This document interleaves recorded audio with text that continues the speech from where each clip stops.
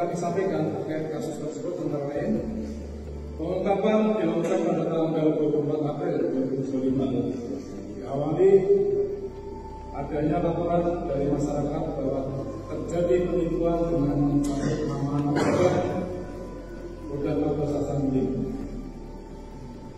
Hal ini tentunya sangat merugikan institusi TNI dan juga merugikan masyarakat. Berdasarkan laporan tersebut, sesuai dengan Undang-Undang TNI yang berbunyi membantu kepolisian negara Republik Indonesia dalam rangka tugas keamanan dan ketertiban masyarakat yang diatur dalam undang-undang, maka personil kami dari Sansiber dan tim sus gabungan tergudang menindaklanjuti kejadian tersebut.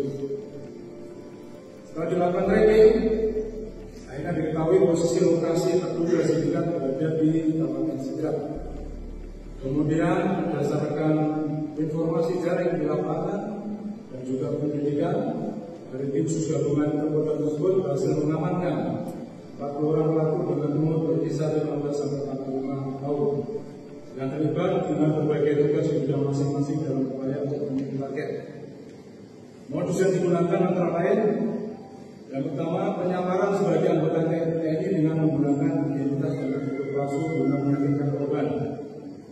Dan juga tadi yang disampaikan oleh asisten kami mencatat nama-nama pejabat dari Polda Metro. Kemudian penipuan jual beli online, termasuk juga ada anggota Polda yang terkena penipuan dalam jual beli online maupun investasi.